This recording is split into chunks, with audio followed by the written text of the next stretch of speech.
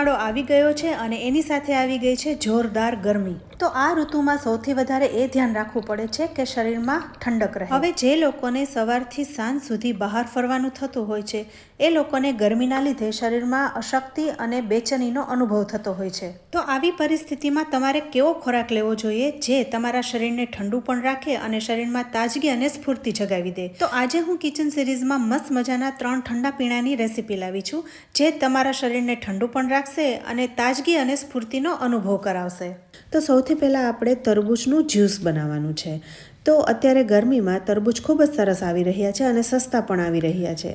તો આ તરબૂચના જ્યુસને મિક્સરમાં બનાવીશું. તો મેં જાર લઈ લીધો છે અને તમે જોઈ શકો છો આ જાર ડબલ લેયરનો છે અને નીચે જાળી પણ આપેલી છે. એટલે અહીં આપણે તરબૂચનું જ્યુસ બનાવીએ તો ગાળવાની ઝંઝટ નહીં રહે. તો જે અંદરનું લેયર છે એને આપણે જારમાં લોક કરી દઈશું એટલે જ્યારે આપણે મિક્સર ફેરવીએ તો એ હલે નહીં અને જ્યુસ સીધું ગળાઈને બહારના લેયરમાં આવી જાય. તો આ ફિલિપ્સનું ફૂડ પ્રોસેસર છે. જો તમારે ખરીદવું હોય તો ઓનલાઈન ખરીદી શકો છો. હવે તરબૂચના ટુકડા લઈ લીધા છે એને આપણે મિક્સર જારમાં ઉમેરી દઈશું. બી સાથે જ ઉમેરીશું, બી કાઢવાની જરૂર નથી. સાથે ઉમેરીશું અડધી ચમચી જેવું સંચળ પાવડર, સાથે સ્વાદ પ્રમાણે મીઠું ઉમેરીશું, સાથે 1 ચમચી જેવી ખાંડ ઉમેરવાનું છે અને 1 ચમચી લીંબુનો રસ. હવે 5 થી 6 ફુદીનાના પાન પણ લઈશું જે જ્યુસના સ્વાદને એન્હાન્સ કરશે.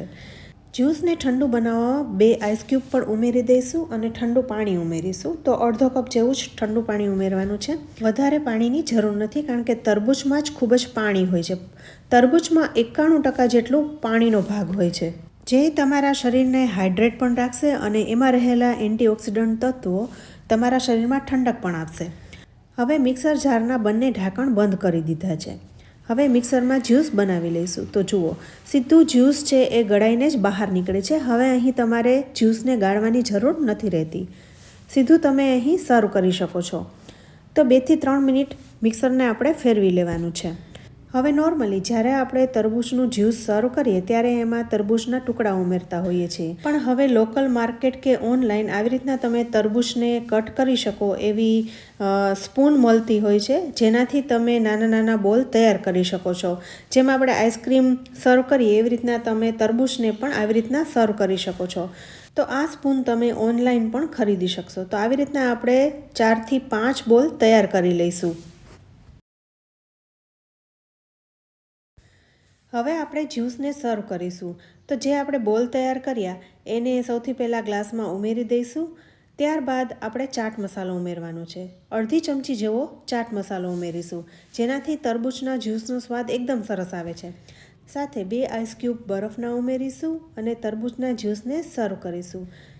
સાથે મેં તરબૂચના થોડા નાના ટુકડા પણ તૈયાર કર્યા છે તો એને પણ સાથે ઉમેરી દઈશું. હવે તરબૂચના જ્યુસને મિક્સ કરીશું અને ફુદીનાના પાનથી સર્વ કરીશું. તો હવે ફૂલ ગરમીની શરૂઆત થઈ ગઈ છે તો તમે પણ આવી રીતના તરબૂચનું ઠંડુ ઠંડુ જ્યુસ જરૂરથી બનાવજો. ચાલો હવે આપણે ગોળનું ઠંડુ ઠંડુ શરબત બનાવીએ જે એકદમ શેરડીના રસ જેવું જ લાગે છે. તો એના માટે મેં મિક્સર જાર લઈ લીધો છે. તો સૌથી પહેલાં 2 ચમચી જેવો દેશી ગોળ ઉમેરીશું. જો તમારી પાસે ગોળનો પાવડર હોય ને તો એ પણ લઈ શકાય. હવે આ જ્યુસને ગાળવાની જરૂર નહીં પડે એટલા માટે મેં અંદરનો જાર નથી લગાવ્યો. તો 2 ચમચી ગોળ ઉમેરીને સાથે 1 ચમચી જેવું લીંબુનો રસ ઉમેરવાનો છે. હવે સાથે 5 થી 6 નંગ જેવા ફુદીનાના પાન પણ ઉમેરીશું અને થોડું સંચળ પાવડર ઉમેરીશું. અહીં મીઠું નથી ઉમેરવાનું કારણ કે ગોળમાં મીઠાનો ભાગ હોય છે. સાથે 2 બરફના ટુકડા અને એકદમ ઠંડુ પાણી ઉમેરવાનું છે. તો 1 ગ્લાસ જેવું પાણી ઉમેરી દઈશું. હવે જારનું ઢાંકણ બંધ કરી દઈશું અને મિક્સરને 2 થી 3 મિનિટ સુધી ફેરવી લઈશું. તો અહીં આ જ્યુસને ગાળવાની જરૂર નથી. 2 થી 3 મિનિટ સુધી મિક્સરને ચલાવશો ને એટલે ફુદીનાના પાન એકદમ ઝીણા ક્રશ થઈ જશે જેથી દેખાવ પણ સરસ લાગશે અને સ્વાદમાં પણ સરસ લાગશે. તો હવે બધું સરસ મિક્સ થઈ ગયું છે. તો આ શરબતને આપણે ઠંડુ ઠંડુ સર્વ કરીશું. સાથે હવે બીજો કોઈ મસાલો ઉમેરવાનો નથી. તો એકદમ શેરડીના રસ જેવું આ ઠંડુ ઠંડુ શરબત પીવા માટે તૈયાર છે.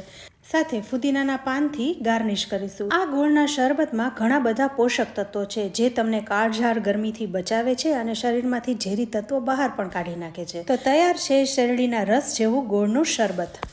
હવે આપણે મોટા રેસ્ટોરન્ટમાં મળે એવી મસ્ત મજાની ઠંડી ઠંડી મસાલા છાશ બનાવીશું. તો આ મસાલા છાશને પણ મિક્સરમાં બનાવીશું. તો મિક્સરનો જાર લઈ લીધો છે અને એમાં 2 ચમચા જેવું ખાટું અને મોળું દહીં લેવાનું છે, જેથી મસાલા છાશ એકદમ સરસ બને. જો તમને ખાટું ભાવે તો ખાટું પણ લઈ શકાય. સાથે એક મીડિયમ તીખું મરચું લેવાનું છે, વધારે પડતું તીખું નથી લેવાનું. આ બિલકુલ ઓપ્શનલ છે, પણ મરચાંનો સ્વાદ સરસ લાગે છે. સાથે 4 થી 5 નાના ટુકડા આદુના ઉમેરીશું અને સ્વાદ પ્રમાણે મીઠું ઉમેરી દેવાનું છે. હવે આ છાશમાં થોડા કોથમીરના પાન ઉમેરીશું, જે એકદમ ઠંડક આપે છે. ફુદીનાના પાન, ચાટ મસાલો અને થોડું જીરું પાવડર ઉમેરીશું, જે પેટમાં થતી તકલીફોને દૂર કરી ભોજનને સારી રીતના પચાવે છે. હવે બરફના 2 ક્યુબ ઉમેરીશું અને પોણો ગ્લાસ જેવું ઠંડુ પાણી ઉમેરવાનું છે. હવે મિક્સરનું ઢાંકણ બંધ કરી દઈશું અને મિક્સરને 2 થી 3 મિનિટ સુધી ચલાવી લઈશું. આ મસાલા છાશને મિક્સરમાં બનાવવાથી ગાળવાની જરૂર નથી રહેતી. જો તમારું મિક્સર સારું ન હોય અને ઉમેરેલી બધી સામગ્રી આખી ભાગી રહેતી હોય તો આ મસાલા છાશને ગાળવી જરૂરી બને છે, પણ હું અહીં નથી ગાળી રહી. અહીં બધું એકદમ સારી રીતના ક્રશ થઈ ગયું છે. હવે આ મસાલા છાશને સર્વ કરીશું. હવે જેમને ડાયાબિટીસ છે ને એમના માટે આ મસાલા છાશ ખૂબ જ ફાયદાકારક છે, કારણ કે આમાં સાકર આવતી નથી. સાથે છાશમાં સ્વસ્થ બેક્ટેરિયા, કાર્બોહાઈડ્રેટ અને લેક્ટોઝ હોય છે અને રોગપ્રતિકારક શક્તિને પણ વધારે છે, લૂથી બચાવે છે, આંખોને ઠંડક આપે છે, ભોજનને પણ સારી રીતના પચાવે છે. તો આ છાશ પીવાથી ઘણા બધા ફાયદા થાય છે. તો ફ્રેન્ડ્સ, અહીં મસાલા છાશ તૈયાર છે, ફુદીનાના પાનથી ગાર્નિશ કરી છે. તો ફ્રેન્ડ્સ, તમે પણ એકવાર આ રીતના મસાલા છાશ જરૂરથી બનાવજો. સાથે એ પણ જણાવજો કે આજના 3 ઠંડા પીણાની રેસીપી તમને કેવી લાગી.